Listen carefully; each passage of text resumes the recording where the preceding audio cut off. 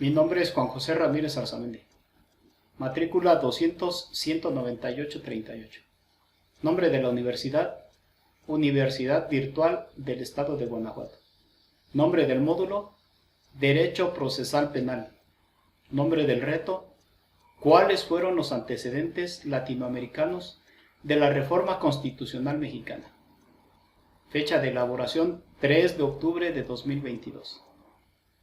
¿A qué se refiere el autor cuando afirma que las reformas en materia de justicia penal se difundieron desde la periferia?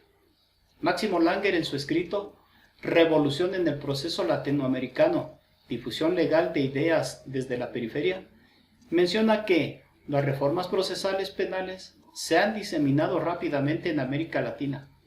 Las citadas reformas que menciona incluyen principalmente la introducción de nuevos códigos procesales penales, la cual se consideran como una movida de un sistema inquisitorio a uno acusatorio o adversarial.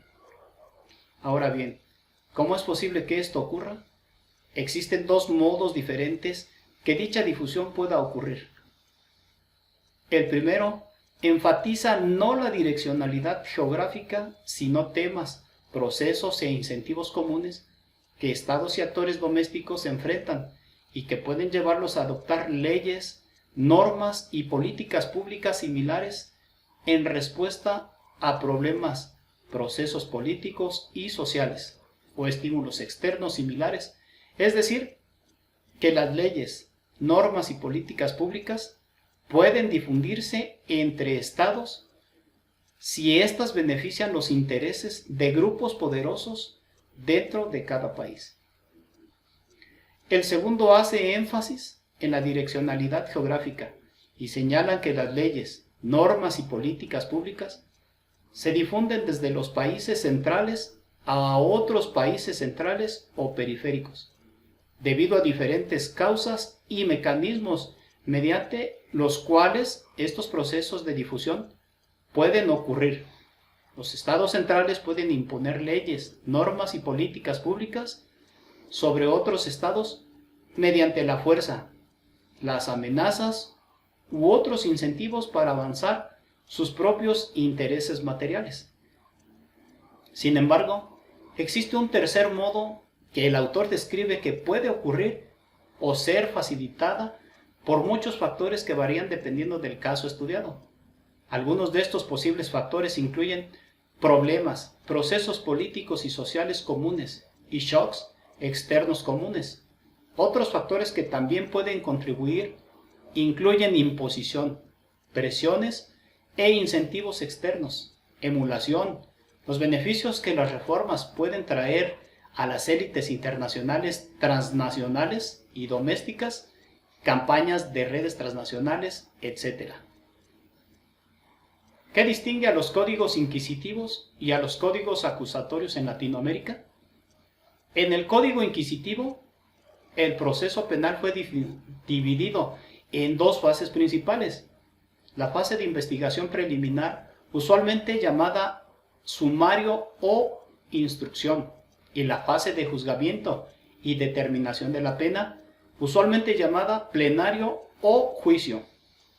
Ambas fases eran escritas. De hecho, la columna vertebral de este proceso era el expediente que la policía y el juez de instrucción compilaban. Este expediente documentaba toda la actividad procesal desde el comienzo del proceso, incluyendo la prueba, declaraciones testimoniales, pericias, registros, secuestros, etc., que el juez evaluaba en la fase de juzgamiento. En segundo lugar, bajo estos códigos inquisitivos, un juez estaba a cargo de la investigación preliminar. De este modo, el juez tenía al mismo tiempo un rol de investigación y juzgamiento durante esta etapa, y los derechos del imputado eran muy limitados durante esta fase. El imputado no tenía derecho a estar presente durante la recolección de elementos de prueba o a conocer la imputación en su contra antes de ser interrogado por el juez de instrucción.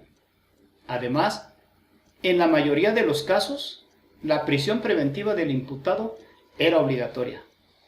Tampoco había discrecionalidad fiscal, lo cual significaba que cada vez que la policía o el juez sabían sobre un posible delito, debían iniciar el proceso penal sin poder considerar la gravedad del delito o las características del imputado.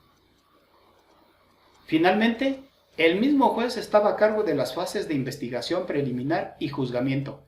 La fase de juzgamiento era de naturaleza más acusatoria. El nuevo código contenía muchos elementos acusatorios, tales como un juicio oral y público, el dar más derecho al imputado durante la investigación preliminar y el poner al fiscal a cargo de la investigación preliminar respecto de delitos menores. Mantenía la investigación preliminar, era escrita y secreta hasta la declaración del imputado ante el juez. El proyecto del 86 expandió los derechos del imputado durante la investigación preliminar, estableciendo, primero, el derecho a conocer la imputación y los elementos de prueba en su contra antes de declarar.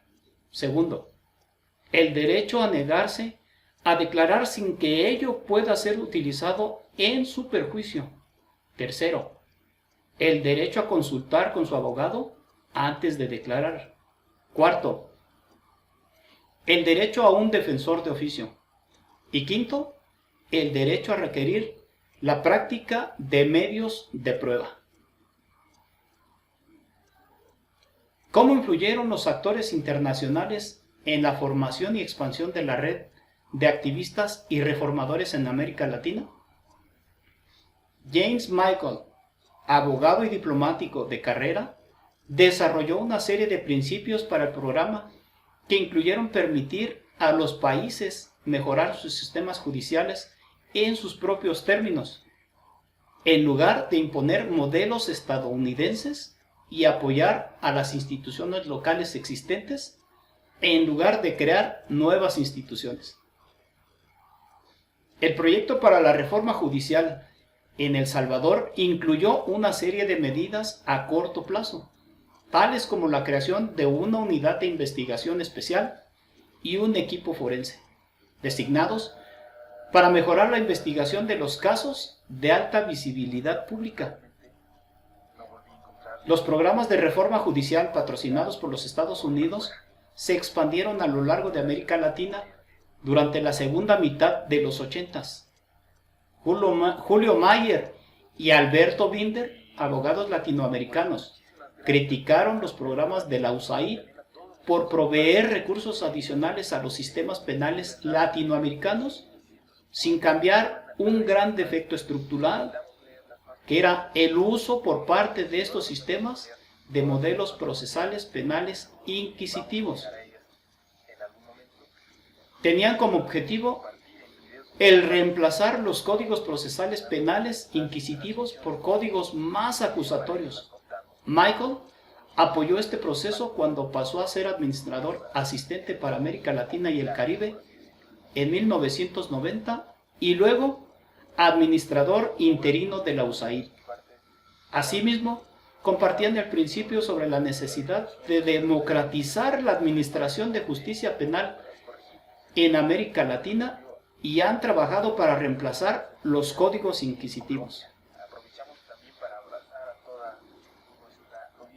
Mi opinión entre el texto de Langer y la reforma constitucional en materia de seguridad pública y justicia penal en México es la siguiente. En el texto de Langer se manifiesta la preocupación por el cambio sistemático del modelo de procuración de justicia del sistema penal inquisitivo a uno meramente acusatorio, lo que conlleva al respeto irrestricto de los derechos humanos. Esto se ve reflejado desde la puesta en marcha de la reforma constitucional en materia de seguridad pública y justicia penal en México, desde el momento en que una persona inculpada a partir de su detención y después de ser presentada ante el juez, se le informará de qué delito se le acusa y cuáles son sus derechos, incluido el de guardar silencio, lo que después no podrá ser usado en su contra. Para acelerar la acción de la justicia, se creó un nuevo tipo de juez, denominado juez de control, el cual resolverá de manera inmediata y por el medio más rápido las solicitudes que le haga el Ministerio Público de medidas cautelares o precautorias y técnicas de investigación, respetando las garantías de la víctima y el acusado, pudiendo abreviar el juicio mediante la reparación del daño a la víctima cuando así lo amerite, dando por concluido el asunto de fondo. Gracias.